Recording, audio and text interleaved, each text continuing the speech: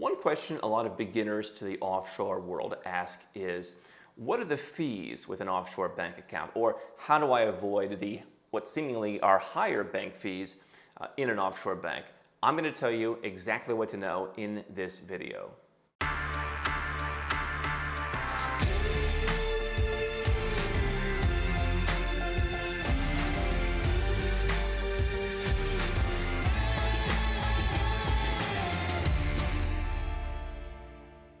Hi, I'm Andrew Henderson. Fees are something that a lot of people who are new to this world are concerned about. And as with anything in the offshore world, there are several different camps that you may fall into.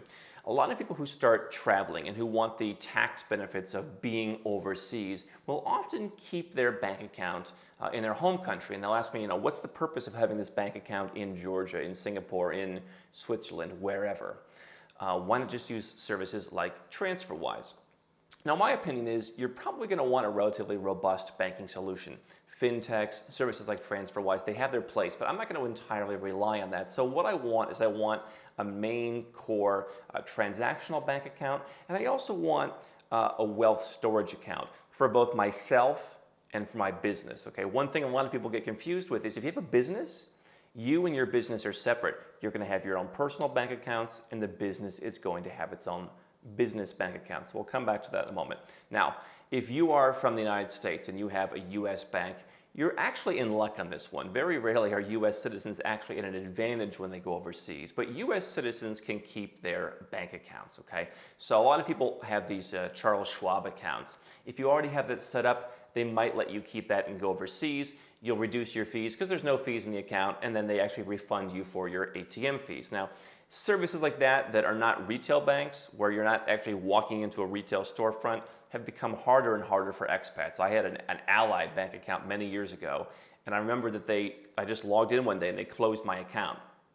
And I said, "Where's my money?" And there's like $250,000 in there. Like, "Oh, we sent a check to the address that you lived at like 3 years ago," because we weren't sure about this new address. And I literally had to call the person who lived at that address. I had to chase them down and make sure I got that check. So the moral of that story is these bank accounts that you open online that have no fees, that have ATM fee waivers, that kind of stuff, they are becoming more and more difficult if you're constantly on the road. So if you are in the US, I would try and find a bank that has low fees and that possibly rebates your ATM fees within the United States. Now, if you're not a US citizen or if you're not a US resident, then you're probably not going to be able to rely on your home country's bank account if your goal is having a tax-friendly offshore plan. And so that means we need to go offshore, okay? So the bottom line is US, you can actually keep some US bank accounts. That's not necessarily going to be a problem. It's part of a holistic strategy that lets you use US banking as part of an offshore strategy. And that's plenty of that for another video or for one-on-one help. But that's the domestic piece, okay? Now people go offshore and they say, why are the fees so much higher offshore? Well, the fees aren't necessarily so much higher offshore. There are plenty of personal bank accounts you can open. We've talked about bank accounts in Georgia and plenty of other European countries, just little bank accounts. You put a little bit of money in. Yes, they take US citizens, many of them, and their fees are very low. So I've got a bank account in Georgia, for example. I think that my entire fees for anything are 0.25% for money that I take out in person or at an ATM. So if I just want to send money online, I pay a fee there. If I want to take money out, I pay a tiny fee. But there's no maintenance fees. They don't charge me money. They don't charge me a fee to receive money. It's very straightforward, very low fees. Plenty of banks like that all around the world for your personal side. Okay. Now, if you want more robust services, there are banks that will charge you a fee. And again, a lot of the European banks, countries like Austria, for example, yes, they'll take you with 500 euros to start, but they're going to charge you 30 euros a quarter to maintain the account. Not an uncommon thing. Okay.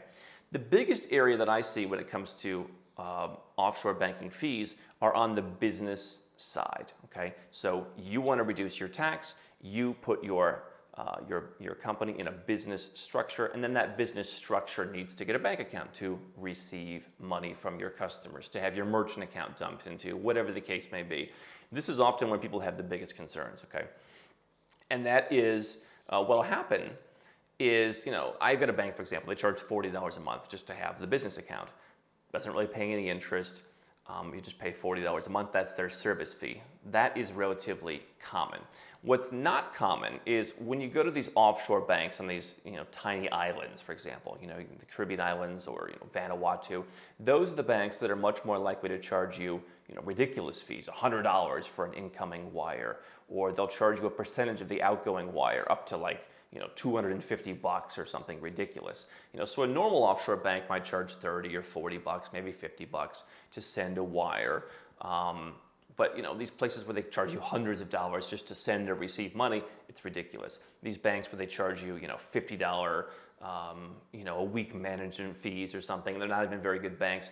That's a problem. So here's how you avoid offshore bank fees. Number one, in your business, you want to have a business structure that allows you to get good banks. If you're incorporating in Belize, really very few good banks are going to take you unless you have a really good long-term relationship with them. Okay, so you're going to be stuck with these very traditional offshore banks in countries that are on the watch lists, and those banks don't really make their money the same way that a bank where you're from would make their money. They make their money largely by charging fees. And so they're going to charge you fees. Now, they're probably not out lending your money the way that a US bank or an Australian bank is, but they make their money by charging fees. And so if you incorporate it in a place like Belize or the Seychelles that people don't really want to deal with anymore, your bank, your list of banks, your options are going to be more limited. And they're going to be limited to the ones where, yes, maybe you can open them from sitting on your couch, but they're going to charge you a lot of fees: account opening fees, annual fees, monthly fees, quarterly fees, wire fees, distribution fees, online banking fees, card fees, PIN reset fees. I mean, all kinds of fees. So you want to structure your business in a jurisdiction, or potentially more than one jurisdiction, where you have access to really good banking, where you can get more traditional banking options, the kind of bank you just walk into and you open an account and they trust your company. As I've said, onshore is the new offshore, and you can do that in a very tax-friendly way. So if you do that, you're going to be well ahead of the curve. But the second thing I'd really like you to consider is that fees, to a certain extent, are a necessary evil. There are some banks that I've dealt with that don't charge very many fees at all, or any, and it's almost a little scary. Here in Montenegro, for example, there's one bank that doesn't charge any money to receive your incoming funds. Most of the banks charge a fraction of a percent. This one bank charges nothing. Now, I happen to like this bank, but all of the locals are like, that bank isn't safe, because how can they make any money? They're not taking a small piece out of our hide when we receive money from overseas. And so some of the people have actually been like, we avoid that bank. Okay, we'd rather pay a small fee because we know that those banks are solvent. Now, that's somewhat of a colloquial example, but what I can tell you is, if your goal is to save money by going offshore, okay, I think that we often miss the forest for the trees, in that if you're paying 40 or 45% tax, and you can reduce that to single digits or even zero, a $40 bank fee every month is the least of your worries. Paying $1,000 a year to have some of your accounts audited, to get access to a better jurisdiction that gets you better banks, not the end of the world.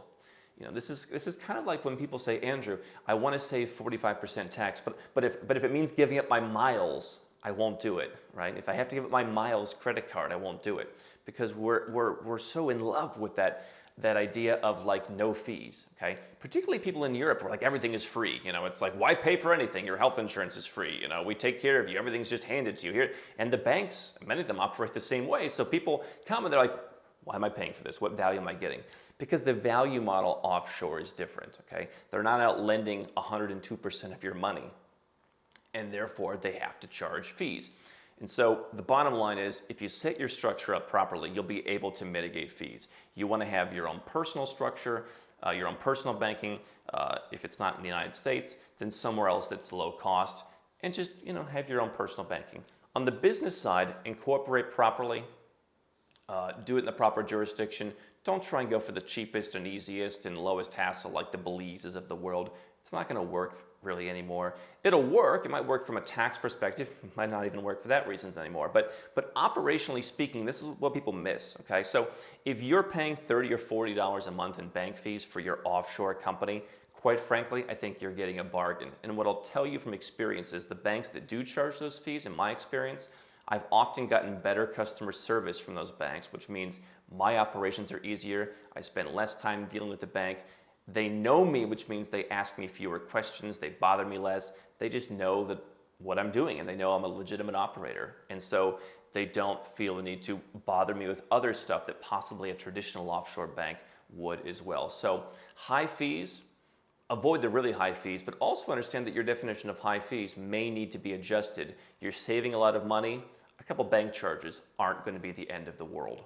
Hi, I'm Andrew Henderson from Nomad Capitalist. I wrote this book, which you can find on Amazon, to distill a lot of the stuff we talk about in these videos and a lot of the stuff I've learned over the last decade plus traveling all around the world, teaching you about how to legally reduce your taxes, build your personal freedom, and create wealth faster. Definitely get a copy of this book if you want to learn more. Now, if you want to watch more videos, make sure you subscribe to our channel and make sure you click the notifications bell so you never miss one of our new videos with more tips on how to go where you're treated best. And if you're already a 6- or 7-figure entrepreneur and you'd like to put these strategies in place for yourself, go to nomadcapitalist.com and learn about how I can help you.